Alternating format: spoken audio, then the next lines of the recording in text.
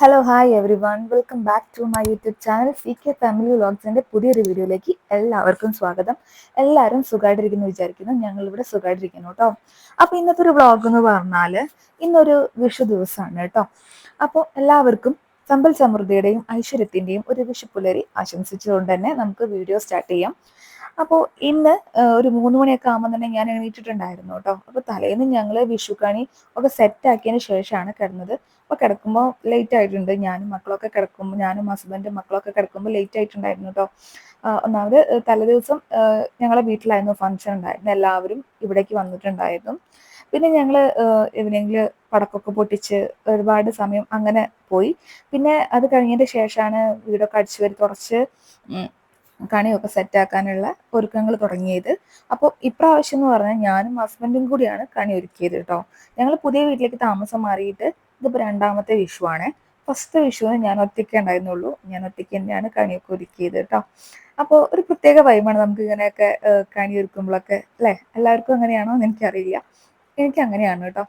അപ്പം ഇപ്രാവശ്യത്തെ വിഷുവിന് കുറച്ച് പ്രത്യേകത ഉണ്ട്. ഞാൻ പറഞ്ഞല്ലോ, ഹസ്ബൻഡ് നാട്ടിലുണ്ട്. അപ്പോൾ ഹസ്ബൻഡിനോട് ഒരുമിച്ചിട്ടുള്ള ഒരു വിഷുവാണ് കേട്ടോ. അപ്പോൾ ഹസ്ബൻഡും മക്കളൊക്കെ നല്ല ഉറക്കത്തിലാണ്. അപ്പം ഞാൻ അവരെ പോയി വിളിക്കാൻ പോകണം. ആദ്യം തന്നെ ഹസ്ബൻഡിനെ വിളിച്ചുകൊണ്ട് വന്നു. ഹസ്ബൻഡിനെ കണി കാണിക്കുകയാണ് കേട്ടോ. അപ്പോൾ നല്ലോണം ഞാനും ഹസ്ബൻഡിൽ നിന്ന് പ്രാർത്ഥിച്ചു. ഇനി അടുത്തത് മക്കളെ വിളിക്കണം. രണ്ടാളും നല്ല ഉറക്കത്തിലാണ്. ഫസ്റ്റ് ഞാൻ വലിയ ആളെ ആദീനെ പോയി വിളിച്ചു കേട്ടോ.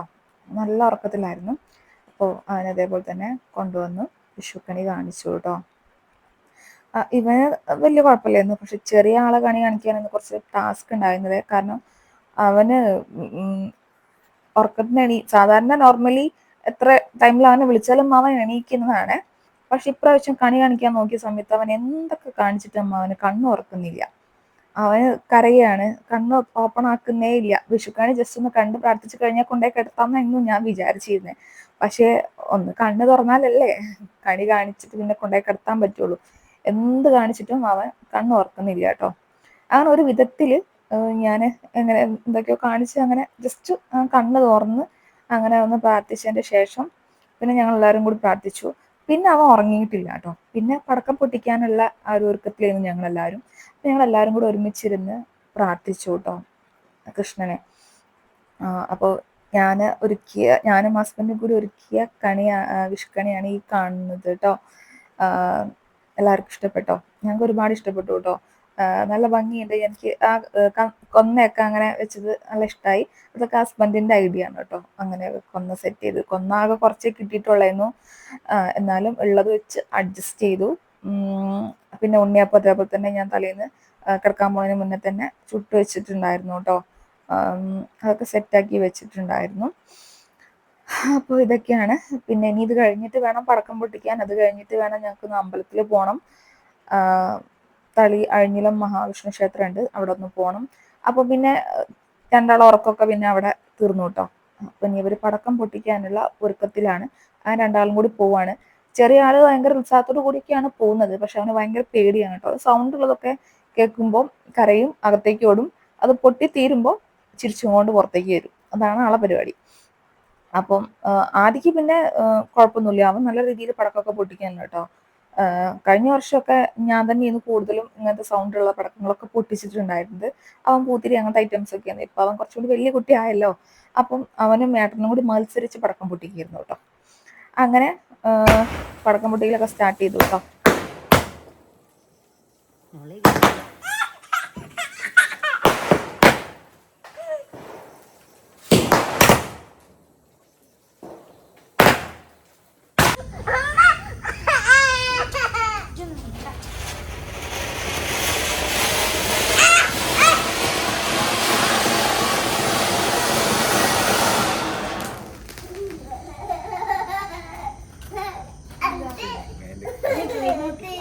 അയ്യോ അപ്പൊ ചിരിക്കുക.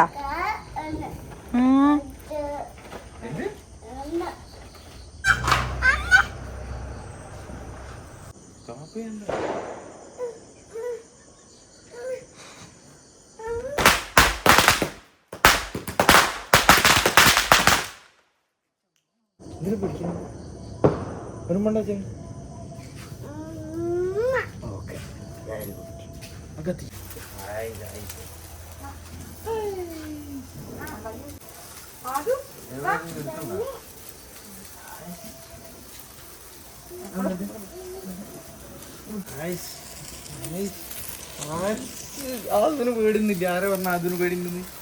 അതിനൊരു പേടി. എങ്ങനെ ഇങ്ങനെയാക്കിയാ അങ്ങനെ ഉണ്ടാക്കി എന്ത് പേടിയുള്ളത്? അതിന് ഒരു പേടിയില്ല, ഒരു പേടിയില്ല. എന്ത് പേടിയുള്ളത്? കത്തിക്ക ഇങ്ങനാക്കി എന്ത് പറഞ്ഞാലും അതിന് പേടുന്നില്ല.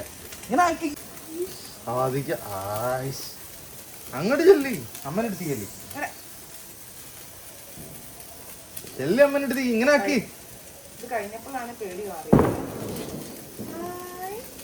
കയ്യിലാണ് കൊടുക്കലല്ലേ, അപ്പോഴല്ലേ പേടിയാക്കുക.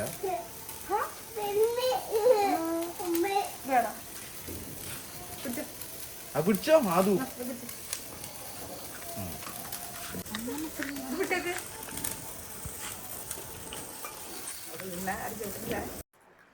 ആദ്യം ഒരുപാട് പേടിയാണെങ്കിലും പിന്നെ പതിയെ പേടിയൊക്കെ മാറിയിട്ടോ. പിന്നെ ഇങ്ങനത്തെ പൂത്തിരിയൊക്കെ അതേപോലെ തന്നെ ഏട്ടൻ കർമൂസന്റെ തണ്ടുണ്ടല്ലോ അത് ഒടിച്ചങ്ങാണ്ട് കുത്തി കൊടുത്തു. അപ്പൊ അത് വെച്ച് അവൻ ഹാപ്പി ആയിട്ടോ. പിന്നെ ഒരു കുഴപ്പമില്ല. മറ്റേത് സിറ്റ് ഔട്ടിൽ തന്നെയായിരുന്നു, അവൻ പുറത്തേക്ക് ഇറങ്ങിയിട്ടില്ലായിരുന്നേ. പിന്നെ ഞങ്ങളെല്ലാവരും കൂടി ഇറങ്ങിയപ്പോൾ അവനും ഒക്കെ സെറ്റായി. പിന്നെ പൂത്തിരെത്തിക്കാനൊക്കെ ഒക്കെ ആയിരുന്നു കേട്ടോ.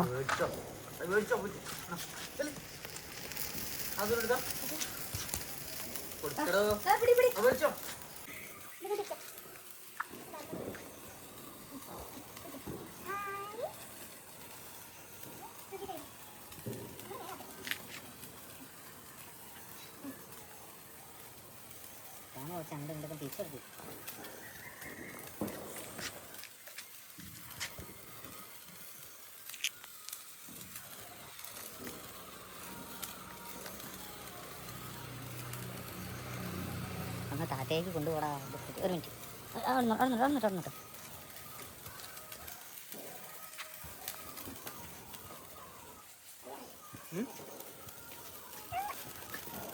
മതി. അത് പിടി കമ്പി എന്നിട്ടോ.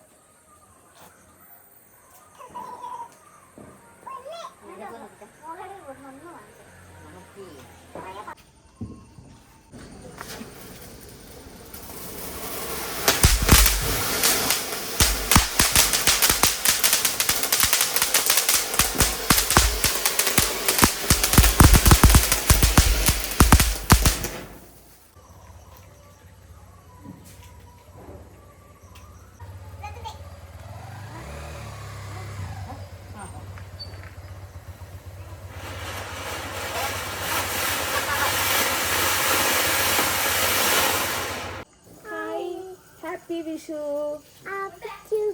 ഹാപ്പി വിഷു.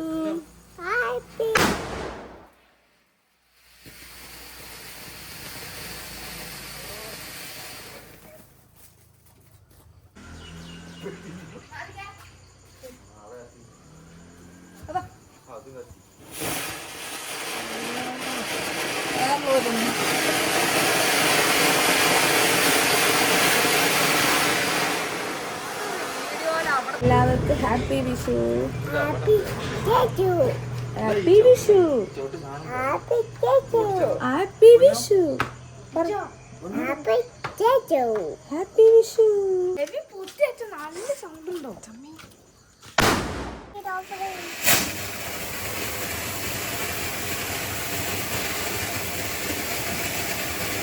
അങ്ങനെ പടക്കം പൊട്ടിക്കലൊക്കെ കഴിഞ്ഞ് അങ്ങനെ ഞങ്ങൾ വീടിൻ്റെ ഉള്ളിലേക്ക് കയറി കേട്ടോ. സമയം അപ്പം ഒരു 6 മണി 6:30 ആയിട്ട് തുടങ്ങിയിട്ടുണ്ടാവും കേട്ടോ.